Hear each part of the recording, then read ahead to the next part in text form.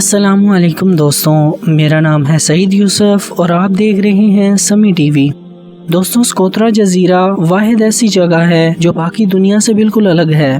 اس جزیرہ میں ایسا کیا عجیب پایا جاتا ہے کہ یہ باقی دنیا سے الگ سمجھا جاتا ہے۔ دوستوں، سکوترا جزیرہ یمن میں واقع ہے اور اسے یونیسکو کی طرف سے عالمی ورثے میں شامل کیا گیا ہے۔ یہاں پر درختوں اور پودوں کی بہت سی عجیب و غریب اقسام پائی جاتی ہیں۔ انہی میں سے ایک درخت جس کا نام ڈریگنز بلڈ ٹری ہے، اور اس کی خاص بات یہ ہے کہ جب اس درخت کو کاٹا جاتا ہے تو اس کے اندر سے سرخ رنگ کا مادہ نکلتا ہے جو دکھنے میں بالکل خون کی طرح لگتا ہے۔ اسی وجہ سے اس درخت کا نام ڈریگنز بلڈ ٹری ہے، اور اس کے علاوہ یہ درخت دیکھنے میں بھی باقی درختوں سے بہت مختلف نظر آتا ہے اور یہ چھتری کی طرح معلوم ہوتا ہے۔ یہاں پر رینگنے والے جانداروں کی نایاب اقسام پائی جاتی ہیں۔ ان میں سے ایک جو آپ اس وقت دیکھ رہے ہیں اسے کومائلیو مونیکس کہتے ہیں۔ یہاں پر ریپٹائلز کی تقریباً 29 اقسام ایسی پائی جاتی ہیں جو بہت زیادہ نایاب ہیں۔ اس کے علاوہ خوبصورت پرندوں کی 6 اقسام بھی پائی جاتی ہیں اور کئی قسم کی مکڑیاں بھی پائی جاتی ہیں۔ یہاں پر جانداروں کی بہت سی ایسی اقسام بھی موجود ہیں جو کسی دوسرے علاقے میں پائی ہی نہیں جاتی۔ اس جزیرے پر کوکمبر ٹری کی ایک ایسی قسم پائی جاتی ہے جسے ایلیفینٹ لیگ ٹری کہا جاتا ہے، اور اسے اس جزیرے پر پائی جانے والی عجیب و غریب چیزوں میں نمایاں سمجھا جاتا ہے۔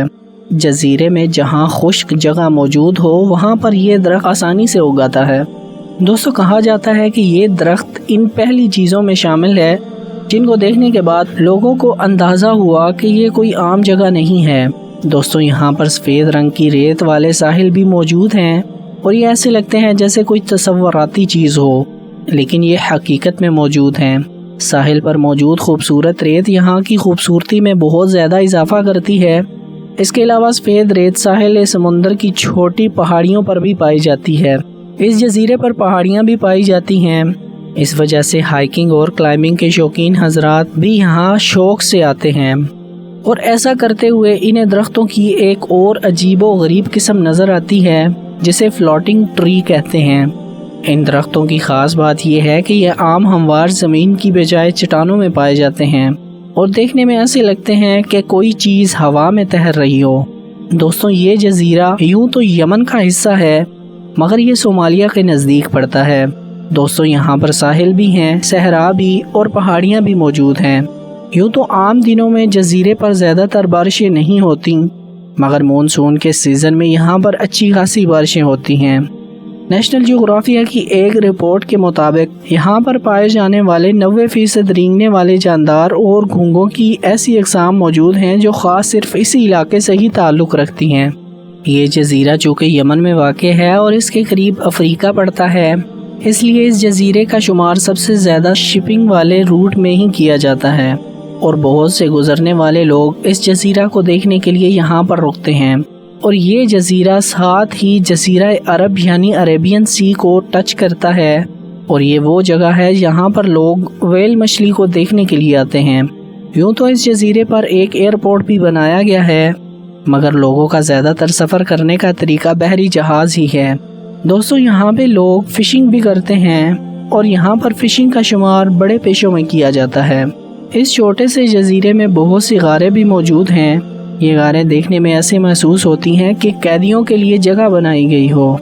دوستوں، یہاں پر رہنے والے لوگوں کا جب DNA ٹیسٹ کیا گیا تو یہ بات سامنے آئی کہ یہاں پر رہنے والے لوگوں کی جینیٹک چین انہی لوگوں میں ہی شامل ہے، یعنی اس جزیرے پر پائے جانے والے لوگوں کا DNA انہی لوگوں سے ہی ملتا ہے۔ دوستوں، یہاں پر کچھ لوگ صومالی نسل کے بھی موجود ہیں۔ یہاں پر غاروں کے سامنے ڈالفن کا نظارہ بہت ہی خوبصورت ہوتا ہے، اور ڈالفن کو دیکھنے کے لیے لوگ دور دور سے یہاں پر آتے ہیں، اور یمن کی یہ جگہ چھٹیاں گزارنے کے لیے لوگوں کی پسندیدہ جگہ میں سے ایک ہے۔ دوستوں، اس جزیرے کی آبادی 60,000 لوگوں پر مشتمل ہے۔ یہاں کے 2 بڑے قصبے حبیدو اور کلانسیا ہیں۔ یہاں کی سب سے بڑی پہاڑی ماشانک پہاڑی ہے، اور اس کی سطح سمندر سے بلندی 1500 میٹر ہے، اور کلائمبنگ کے شوقین لوگ یہاں پر آتے ہیں۔ اور یہاں پر مکڑیوں کی ایک ایسی قسم پائی جاتی ہے جسے بلو ببون سپائڈر کہتے ہیں، اس جزیرے پر پائی جاتا ہے اور یہ دیکھنے میں بہت ہی خوبصورت ہے۔ اس مکڑی کو برٹش ٹرانتولا سوسائٹی کی جانب سے دنیا کی سب سے خوبصورت مکڑی بھی کہا جاتا ہے۔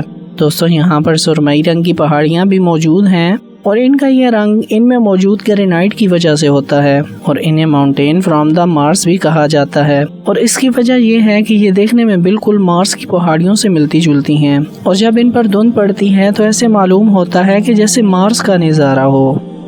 दोस्तों अगर आपको ये वीडियो अच्छा